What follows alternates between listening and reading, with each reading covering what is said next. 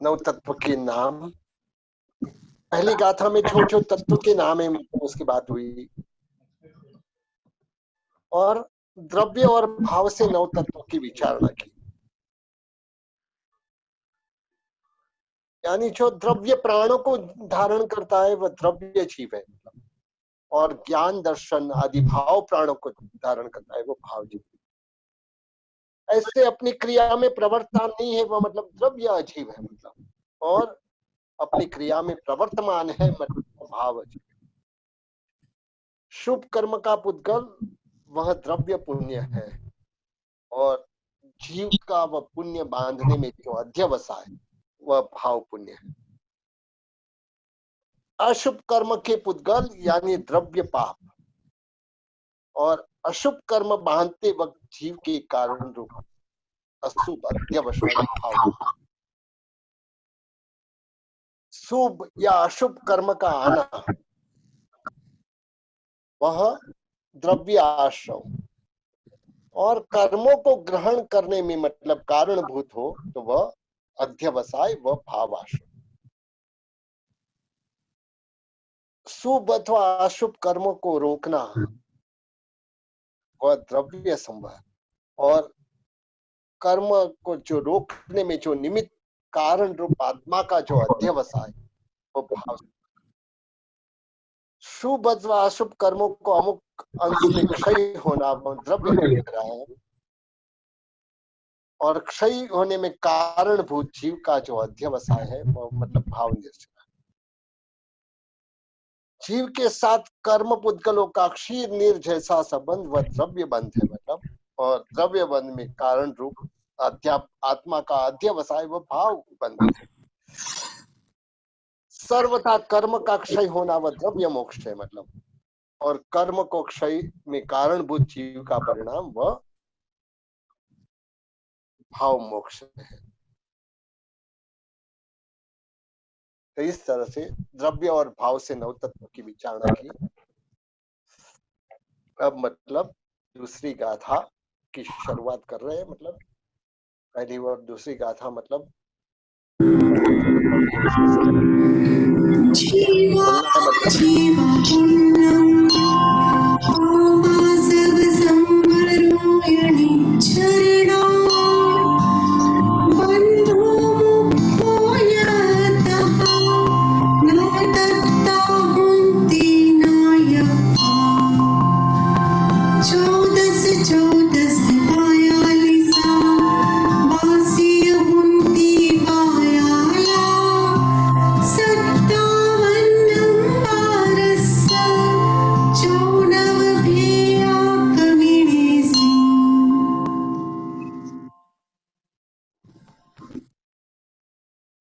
यह दूसरी गाथा की शुरुआत में हमने नव तत्व के बारे में समझा। अब नव तत्व के भेद, क्योंकि जब तक कोई भी वस्तु को पूरा समझना है तब अनुक्रम से उसके भेद को जब तक नहीं जानेंगे तब तक हमें बात समझ में नहीं आएगी। क्योंकि जब हमको विशेष बोध पाना है, विशेष बोध बात पाने वक्त हमको उसका भेद का ज्ञान भी जरूरी। जैसे कि एक एग्जाम्पल से समझेंगे, मतलब जैसे कि हमको कोई वृक्ष का ज्ञान पाना है तो पहले उसका वृक्ष में क्या क्या होता है। वृक्ष में मूल होता है, फल होता है, बड़ी डालियां होती है, छोटी डालियां होती है, कोई प्रकार के झुमके होते हैं, मतलब पत्ते होते हैं, फूल होते हैं, फल होते हैं, ये सब मतलब हमको वृक्ष का भेद है। और जब तक हम किसी का भी परिचय पाना है तब तक जब हम उसके भेद को समझेंगे तभी पा सकेंगे। यहाँ मतलब नव तत्व के भेद की बात चालू कर रहे हैं। यह नव तत्व हमारी आत्मा समझ सके इसके लिए सबसे पहले इसके भेद की बात करें। 14 से 42 हुंती बायला, यानी जिसके मतलब 14, 42, 82, 42, 57, 12, 4 और 9 भेद अनुक्रम से है। यानी मतलब जीव तत्व के 14 भेद, अजीव तत्व के 14 भेद, पुण्य तत्व के 42 भेद, पाप तत्व के 82 भेद, 82 भेद, आश्रव तत्व के 42 भेद, संवर तत्व के 57 भेद, निर्जरा तत्व के 12 भेद, बंध तत्व के 4 भेद और मोक्ष तत्व के 9 भेद। तो इस तरह से 9 तत्व के कुल 276 भेद है, 276 भेद होते हैं।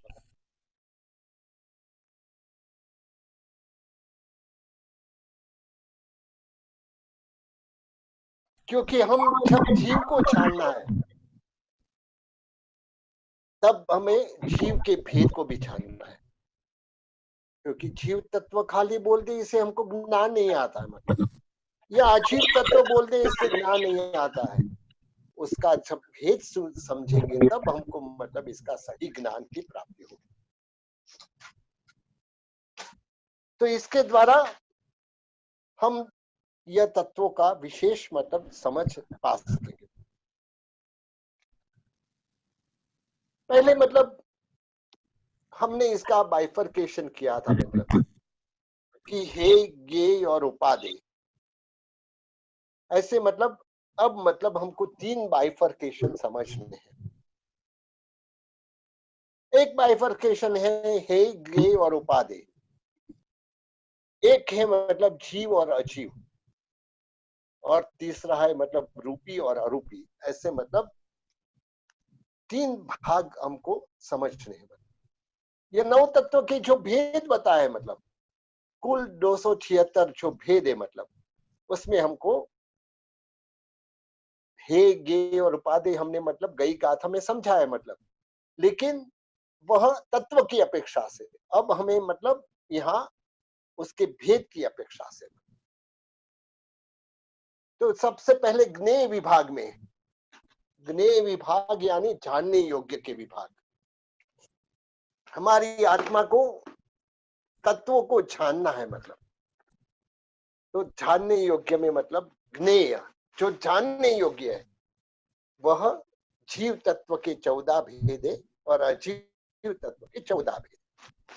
यह जानने योग्य में से, मतलब यानी इसका हमको ज्ञान लेना है। जब तक हम जीव को पहचानेंगे नहीं, मतलब तब तक हम जीव का रक्षण भी नहीं कर सकेंगे, जीव के प्रति बहुमान भी हमारा नहीं आएगा। ऐसे ही अजीव तत्व को जब तक हमारी आत्मा पहचानेंगी नहीं, मतलब क्योंकि ज्ञेय विभाग में मतलब जीव और अजीव 2 ही है। जब अजीव तत्व को पहचानेंगे, अजीव यानी पुद्गल, वो पुद्गल हमारे लिए छोड़ने योग्य है, मतलब तो कौन से पुद्गल हमें किस प्रकार से काम आते, किस प्रकार से हमको उसको जानने, मतलब यह हम समझ। फिर छोड़ने योग्य, छोड़ने योग्य हे विभाग बोलते, मतलब जिसमें है पहला है पाप तत्व। पाप तत्व के 82 भेद आपके सामने जो दिखाई दे रहे वो मतलब पाप तत्व के 82 भेद है। वैसे ही आश्रव तत्व के 42 भेद है और बंध तत्व के 4 भेद। तो यह छोड़ने योग्य है, मतलब क्योंकि पाप तत्व जो हमें परेशान करने वाला है वह छोड़ने योग्य है। कर्म का आना, आश्रव, वह भी छोड़ने योग्य है, और बंध तत्व वह भी छोड़ने योग्य है। तो इस तरह से भेद की अपेक्षा से जीव तत्व के 14 और अजीव तत्व के 14 जानने योग्य है। ऐसे पाप तत्व, आश्रव तत्व और बंध तत्व, ये इसका कुल हे विभाग में 128 भेद होते हैं। 28 भेद ज्ञेय विभाग के, 128 भेद हे विभाग के। अब मतलब उपादेय के रूप में आदरणीय योग्य, आदरणीय योग्य पुण्य तत्व के 42 भेद, संवर तत्व के 57 भेद, निर्जरा तत्व के 12 भेद और मोक्ष तत्व के 9 भेद। तो इस तरह से कुल 120 भेद जो उपादेय विभाग में। उपादेय को थोड़ा मतलब हमारी परमात्मा की वाणी के हिसाब से, यहाँ मतलब उपादेय को मतलब हमको कई प्रकार से समझना है, क्योंकि सबसे आदरणीय योग्य जो विभाग है मतलब उसको हम समझेंगे। यहाँ उपादेय में 4 विभाग है, उपादेय में 4 प्रकार है, मतलब पुण्य तत्व है, संवर तत्व है, निर्जरा तत्व है और मोक्ष तत्व है। ऐसे भेद की अपेक्षा से 120 भेद है मतलब। लेकिन यहाँ हमें मतलब इसको, ये जो 4 को परमात्मा ने बताए हुए 4 प्रकार के धर्म और 4 संज्ञा के साथ इसको कोऑर्डिनेट को रिलेट करना है। मतलब जैसे कि मतलब जैसे कि पहला धर्म बताया परमात्मा ने दान। दान से क्या बंध होता है? तो पुण्य बंध होता है, दान से पुण्य बंध होता है। दूसरा धर्म परमात्मा ने बताया शील धर्म। शील से वह संवर का कारण है, आत्मा में मतलब आते हुए कर्म को रोकने का कारण है। तो शील का संवर के साथ संबंध है। ऐसे तप, तीसरा प्रकार का धर्म बताया तप। तप तो यहाँ निर्जरा, मतलब जो तीसरा हमारा यह उपादेय विभाग में निर्जरा है, मतलब तो यह निर्जरा के द्वारा, तप के द्वारा निर्जरा होती है। आत्मा के अंदर जो कर्म का आना होता है मतलब वह खाली करने का काम यह तप करता है। तो इस प्रकार से तप का रिलेशन है निर्जरा के साथ। और फिर चौथा धर्म परमात्मा ने बताया भाव धर्म। भाव धर्म को मोक्ष तत्व के साथ रिलेट करना है, क्योंकि आत्मा कोई भी भावे भावना भाविये, भावे दीछे दान, भावे जिन वर पूछिए, भावे केवल ज्ञान। तो यहाँ मतलब मोक्ष में पहुंचना है, मतलब तो यहाँ उपादेय यानी 4 प्रकार के जो धर्म है, मतलब दान, शील, तप और भाव, उसको यह मतलब चारों उपादेय के साथ पुण्य, संवर, निर्जरा और मोक्ष उसके साथ जोड़ना है। क्योंकि आत्मा को मोक्ष में जाना है, मतलब जैसे कि हमारे में कई ऐसे दृष्टांत आते हैं कि जो माछीमार भी मतलब केवल नान पाके मोक्ष में जाता है। खाने वाले ऐसे कुरगड़ू भी मतलब केवल नान पाके मोक्ष में जाते हैं। गुण सागर जो शादी के मंडप में फेरा लेते लेते मतलब केवल नान पाते हैं। और पृथ्वी चंद्र जो राजगादी पे बैठे हुए मतलब केवल नान पाते।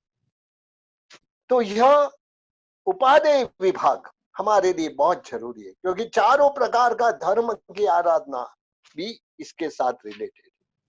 अब इसको चारों संज्ञा के साथ भी रिलेट करेंगे। जैसे कि दान देना है, 4 संज्ञा कौन सी ये आहार संज्ञा है, भय संज्ञा है, मैथुन संज्ञा है और परिग्रह संज्ञा है। तो इसको मतलब अब ये 4 प्रकार का धर्म, 4 प्रकार का उपादेय, उसके साथ में मतलब 4 संज्ञा को भी को रिलेट करेंगे। सबसे पहले धर्म बताया दान धर्म। उसमें मतलब संज्ञा कौन सी छोड़ने से होता है? जो परिग्रह की संज्ञा छोड़ेंगे मतलब तो हमारे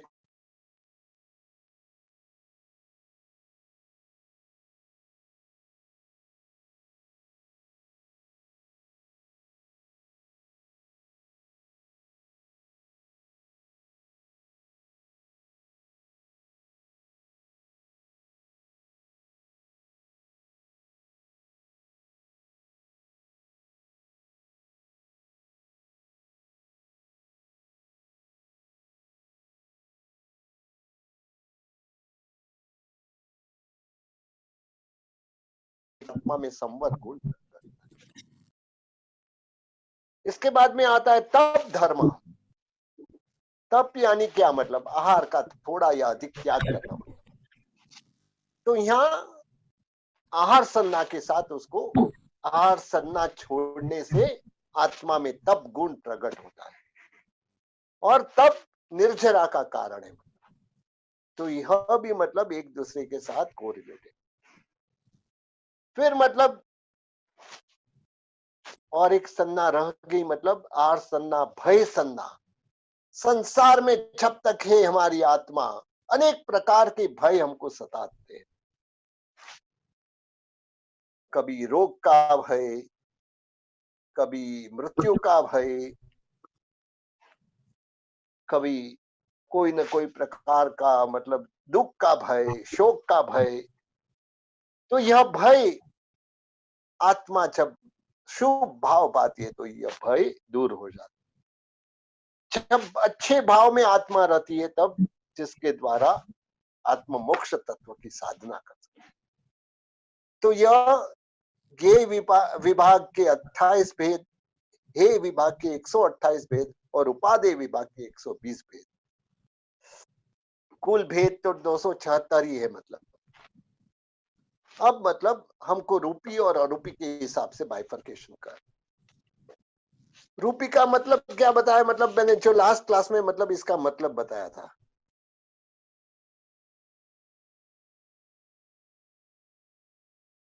रूपी यानी जो कर्म का विकार है, मतलब या जिस पे कर्म लगे हैं, मतलब वह रूपी है। मतलब और अरूपी यानी जीव का परिणाम। अरूपी यानी जीव का परिणाम, रूपी यानी पुद्गल का जो कर्म का विकार होने से मतलब, तो वह तो ऐसे मतलब रूपी और अरूपी विभाग में जीव तत्व, जीव आत्मा कर्म से लिपटा हुआ है। तो यह जो 14 भी जीव के हैं वह रूपी विभाग में। अजीव तत्व, अजीव तत्व में दो पोर्शन है, मतलब रूपी भी है अरूपी भी है। तो अरूप अजीव में मतलब 4 भेद रूपी के हैं, मतलब बाकी के 10 भेद अरूपी के। तो जीव तत्व के 14 भेद, अजीव तत्व के 4 भेद। फिर इसके बाद में पुण्य तत्व। पुण्य तत्व भी मतलब वह भी कर्म रूप विकार है। तो इसके लिए पुण्य के 42 भेद रूपी विभाग में आई। इसके बाद में पाप तत्व, वह भी कर्म के विकार रूप है। तो वह 82 भेद पाप तत्व के, मतलब वह भी रूपी के। आश्रव तत्व, आश्रव तत्व के 42 भेद, वह भी कर्म का विकार है। मतलब इसके लिए मतलब उसको रूपी के विभाग। और बंध तत्व के 4 भेद। तो जीव तत्व के 14 भेद, अजीव तत्व के 4 भेद, पुण्य तत्व के 42 भेद, पाप तत्व के 82 भेद, आश्रव तत्व के 42 भेद, बंध तत्व के 4 भेद। तो इस तरह से रूपी विभाग में 188 भेद रूपी भेद। इसके बाद में आता है मतलब अरूपी विभाग। अजीव तत्व के 10 भेद अरूपी है और संवर, निर्जरा और मोक्ष ये आत्मा का परिणाम होने से वह आत्मा अरूपी है। तो इसके लिए आत्मा का परिणाम है, इसके लिए अरूपी। तो संवर तत्व के 57 भेद, निर्जरा तत्व के 12 भेद और मोक्ष तत्व के 9 भेद। तो यह अरूपी विभाग में। तो अरूपी विभाग में अजीव तत्व के 10 भेद, संवर तत्व के 57 भेद, निर्जरा तत्व के 12 भेद और मोक्ष तत्व के 9 भेद। तो इस तरह से कुल 88 भेद मतलब अरूपी के हैं। अब मतलब जीव और अजीव विभाग। जीव तत्व जीव है, मतलब तो उसके 14 भेद जो है मतलब वह जीव में है। इसके बाद में संवर, वह भी आत्मा का गुण है। मतलब तो इसके लिए 57 भेद जीव में है, मतलब वह जीव का गुण है। मतलब निर्जरा तत्व वह उसके 12 भेद, वह भी आत्मा के गुण है, मतलब उसके लिए 12 भेद, और मोक्ष तत्व के 9 भेद। तो यह सब इस तरह से शिव तत्व के 14 भेद, संवर तत्व के 57 भेद, निर्जरा तत्व के 12 भेद और मोक्ष तत्व के 9 भेद। तो इस तरह से 92 भेद जीव विभाग। ऐसे अजीव विभाग, अजीव के 14 भेद अजीव में है, पुण्य तत्व 42 भेद अजीव में है, पाप तत्व 82 भेद अजीव में है, आश्रव तत्व के 42 भेद अजीव है और बंध तत्व के 4 भेद अजीव। तो इस तरह से कुल 184 भेद, अजीव के 14, पुण्य तत्व के 42, पाप तत्व के 82, आश्रव तत्व के 42 और बंध तत्व के 4 भेद। तो इस तरह से कुल 184 भेद अजीव तत्व के है और जीव विभाग के मतलब 92 भेद है। तो इस तरह से सब मिला के भेद तो 276 है, चाहे रूपी अरूपी गिनो, जीव और अजीव गिनो और गे गे उपाधि, मतलब ये तीनों गे। तो इस तरह से ये 9 तत्व के नाम, उसके भेद तो यहाँ पूरे हुए। मतलब अब हम मतलब जा रहे जीव तत्व की ओर, मतलब क्योंकि हमारी आत्मा ये 9 तत्वों को पहचानना, ये 9 तत्व सीखने का कारण यही है कि मतलब हमको ये तत्वों को पहचानना है। मतलब तो ये 9 तत्वों को पहचानने के लिए मतलब जीव तत्व का वर्णन तीसरी गाथा में एक गविह दुविह तुविया के द्वारा हम समझेंगे।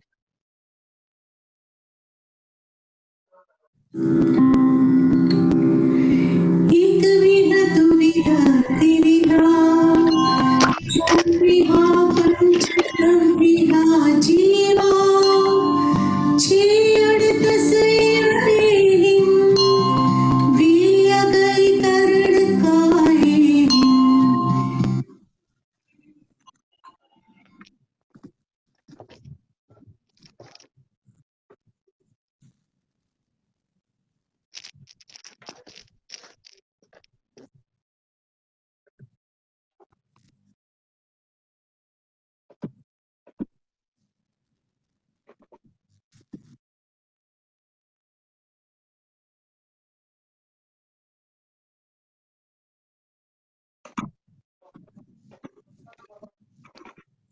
हेलो हेलो,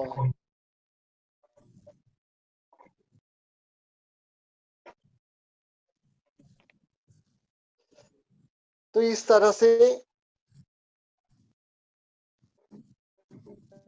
हम अभी जीव को पहचान करनी है। मतलब एक विह दुविह तिविहा चौविहा पंच छब्बिया जीवा छे अणतस रेम वे गई करण काये। यानी जीव के प्रकार, जीव तत्व को समझने के लिए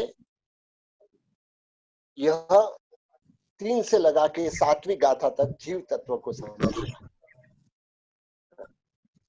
और यहाँ जीव तत्व को समझने में एक प्रकार, 2 प्रकार, 3 प्रकार, 4 प्रकार, 5 प्रकार और 6 प्रकार। एक प्रकार यानी क्या मतलब, यदि आपको कोई पहचान करने का बोले भाई आप कौन हो करके, मतलब तो आप क्या बोलेंगे इसमें। मतलब कोई भी व्यक्ति मतलब जब पहचान होती है मतलब तब खुद को क्या बताता है, मतलब खुद अपना नाम बताता है, फलाना नाम है।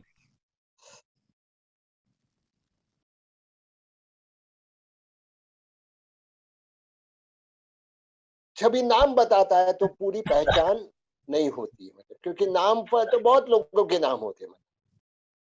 फिर कहता है कि भाई मैं मनुष्य हूं। अच्छा मनुष्य है तो इसमें जीव की पहचान पूरी नहीं हुई, मतलब क्योंकि मनुष्य है तब बाकी के 3 जीव की पहचान नहीं हुई, क्योंकि बाकी के जो गति है, नरक गति, मनुष्य गति, तिर्यंश गति और देव गति, इसकी पहचान नहीं हुई। जब संसारी जीव की बात करते हैं मतलब कि मैं संसारी हूं, तब मतलब मुक्त जीव की बात अलग रह गई। यदि ऐसे कहा कि मैं त्रस्त जीव हूं मतलब, तो स्थावर जीव की बात बाकी हो गई।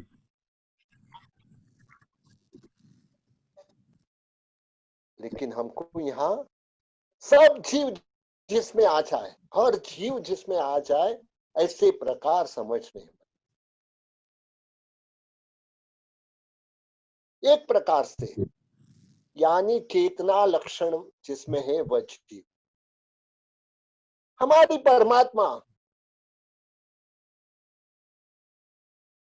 परमात्मा ने एक भी जीव, परमात्मा जब तीर्थंकर नाम कर्म निकाचित करते हैं, मन में ऐसी भावना करते हैं,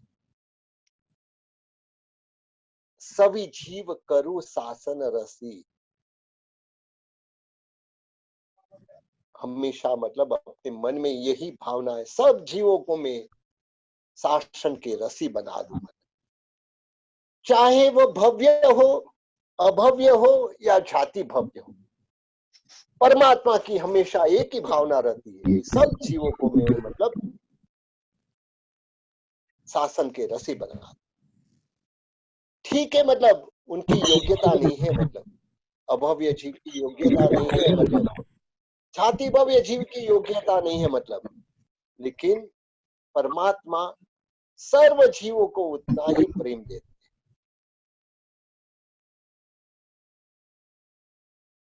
संगम के पर परमात्मा की करुणा, संगम देव जो परमात्मा को उपसर्ग करने आया था, अभव्य जीव, कृतापराधीपी जने कृपा मंथर तारयो ईषद बाष्पार्द्रयोर भद्रम श्री वीरजननी त्रयो। कितनी बड़ी बात बताई, मतलब जो परमात्मा के ऊपर उपसर्ग करने आया था, 6 महीने तक उनको मतलब कितने सारे उपसर्ग की, एक रात में 20 उपसर्ग, भयानक ऐसा काल चक्र का उपसर्ग, मतलब 6 महीने तक आहार नहीं मिले ऐसा, मतलब उपसर्ग, 6 महीने के उपवास हो, मतलब ऐसे उपसर्ग, इतना तकलीफ देने के बावजूद परमात्मा की उसके ऊपर करुणा कैसी बनी।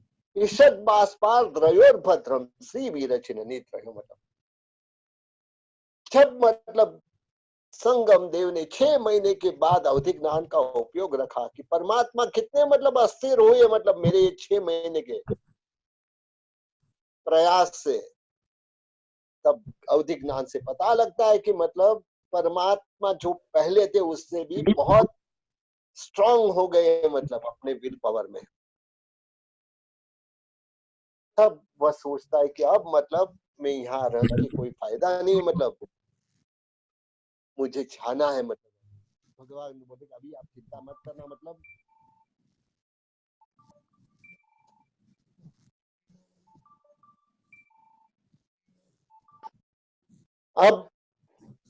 अब आप आहार ग्रहण करने जाना, मतलब आपको कोई प्रॉब्लम नहीं आएगी, मतलब तब जब जाने लगा परमात्मा की आंख में आंसू, खुद को दुख पड़ा, इसके लिए भगवान क्यों आंख में आंसू आए? नहीं, परमात्मा ने सोचा कि ये मतलब मुझे उपसर्ग करके कर्म से भारी बनाया, ये कर्म को भोगते भोगते कई जन्म उसके गुजर जाएंगे, मतलब परमात्मा की उसके पर भी करुणा थी, मतलब तो यहाँ मतलब परमात्मा की समस्त जीवों के साथ जो मैत्री, प्रमोद, कारुण्य और माध्यस्थ भाव हमारे जीवन में आए, इसके लिए जीव तत्व को पहचानना है।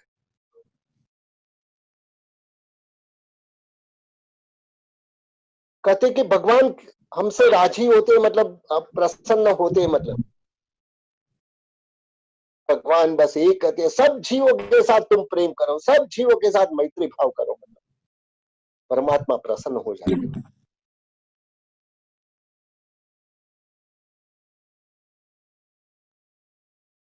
लेकिन यह सब जीवों के प्रति प्रेम भाव आता कब है, मतलब जब आत्मा में सम्यक दर्शन गुण प्रकट होता है, तब सब जीवों के प्रति, चाहे उनको तकलीफ, खुद को तकलीफ देने वाले भी क्यों न हो, मतलब, लेकिन वह उसके प्रति मैत्री भाव रखता है।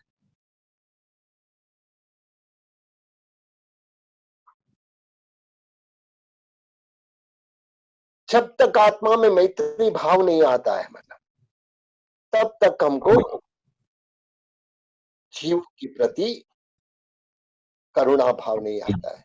जीवों के प्रति यह मेरा स्वरूप है, यह मेरे जैसा ही, ऐसा भाव नहीं आता। और जब तक यह नहीं आता है, परमात्मा सब जीवों को एक नजर से देखते। ऐसा नहीं कहा कि मैं सिर्फ मनुष्य को ही तारूं। भगवान ने ऐसा कभी नहीं कहा कि मनुष्य को भी तारो, मतलब, या देवता बहुत आगे, मतलब उसको तारो। भगवान ने देवता को भी तारा, मनुष्य को भी तारा, तिर्यंश को भी तारा, और यहाँ तक नरक के जीवों जो वहां नहीं आ सकते परमात्मा के समवसरण, फिर भी उनको भी, मतलब, सम्यक के द्वारा उनको भी तारने का मार्ग बताया। तो इसके लिए जब तक जीवों के प्रति हर जीव को, मतलब, शिव के रूप में मानना, सब जीव सिद्ध का स्वरूप है ऐसे मानना, जब यह पहचान हमारे में आएंगी, तो हमारी आत्मा जीव को जीव के रूप में पहचानेगी और जीव का बहुमान करना सीखेंगे। मतलब, एक भी जीव को तकलीफ होती है, हमारे दिल में दर्द होना चाहिए। तो इसके लिए पहले जीव को समझने के लिए, मतलब, यहाँ, मतलब, एक प्रकार, दो प्रकार, तीन प्रकार, चार प्रकार, पांच प्रकार, छह प्रकार, लेकिन ऐसे कि बताने की जरूरत क्यों पड़ी? मतलब, भाई एक प्रकार का सिर्फ बता दिया तो काम हो जाता था, मतलब। लेकिन यहाँ, मतलब, अलग अलग प्रकार से, मतलब, हमको समझना इसके लिए जरूरी है, क्योंकि जब तक हम अलग अलग प्रकार से समझेंगे नहीं, खाली बोल दिया कि चेतना लक्षण वाला यानी जीव, मतलब, तो जीव तो आ गए, मतलब, लेकिन वो जीव में, मतलब, अलग अलग प्रकार जो है, मतलब, उसको भी समझनी पड़ेगी, क्योंकि संसार में दो प्रकार के भी जीव है, मतलब, लेकिन इसमें एक बात है, मतलब, संसार के सर्व जीव इसमें आ जाते हैं। एक प्रकार में भी सर्वजीव आ जाते हैं, दो प्रकार में भी संसार के सर्वजीव आ जाते हैं, तीन प्रकार में भी संसार के सर्वजीव आ जाते हैं, चार प्रकार में भी संसार के सर्वजीव आ जाते हैं, पांच प्रकार में भी संसार के सर्वजीव आ जाते हैं, और छह प्रकार के जीव में भी संसार के सब जीव आ जाते हैं। तो इस तरह से पहला तो चेतना लक्षण, जिसमें चेतना लक्षण है वो जीव। दूसरा प्रकार, दो प्रकार से, मतलब, यानी त्रस और स्थावर। संसार में जितने भी जीव है, मतलब, या तो वह त्रस से, मतलब, अपनी आप, मतलब, यहाँ से वहां जा सकते हैं, दुख के प्रसंग में वह अपनी जगह छोड़ के दूसरी जगह अपने आप जा सकते हैं, वह त्रस जीव। और जो अपने आप नहीं जा सकते, मतलब, तो वह स्थावर जीव। तो ये दोनों प्रकार में संसार के सब जीव आ गए। तो ये दो प्रकार के जीव बताए। फिर तीन प्रकार के जीव, यानी वेद की अपेक्षा से पुरुष वेद, स्त्री वेद और नपुंसक वेद। संसार में जितने भी जीव है, मतलब, वह या तो पुरुष वेद वाले हैं, या स्त्री वेद वाले हैं, या तो नपुंसक वेद वाले हैं। तो इस तरह से वेद की अपेक्षा से संसार के सब जीव ये तीनों में आ गए। चार प्रकार से जीव, चारों गति की अपेक्षा से, या तो जीव देव गति में रहता है, या जीव नरक गति में रहता है, या जीव तिर्यंश गति में रहता है, या जीव मनुष्य गति। तो कोई भी जीव संसार में है, ये चारों को छोड़ के और कोई गति में नहीं होता है। यानी या तो वह तिर्यंश रहता है, या तो मनुष्य रहता है, या देव रहता है, या तो नरक रहता है। तो ये चार प्रकार से जीव गति की अपेक्षा है। फिर 5 और 6 प्रकार से जीव, मतलब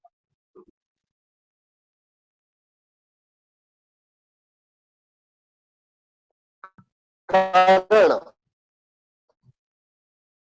करण यानी इंद्रिय। कोई जीव बेइंद्रिय रहता है, कोई जीव तेन्द्रिय रहता है, 3 इंद्रिय वाला होता है, कोई जीव 4 इंद्रिय होता है, 4 इंद्रिय वाला होता है, कोई जीव 5 इंद्रिय वाला होता है। तो इस तरह से 5 इंद्रिय वाला जीव, और फिर 6 प्रकार से जीव, मतलब काय, पृथ्वी काय, अप काय, देव काय, वाव काय, वनस्पति काय और त्रस काय, ये 6 प्रकार के जीव होते हैं। या तो जीव पृथ्वी काय होता है, या तो जीव अप काय होता है, या तो जीव देव काय होता है, या तो जीव वाव काय होता है, या तो जीव वनस्पति काय होता है, या तो हालन चलन कर सकते हैं, त्रस काय होता है। तो इस तरह से जीवों की बात की यहाँ शुरुआत हुई। आगे जीव के बारे में बहुत कुछ समझना है।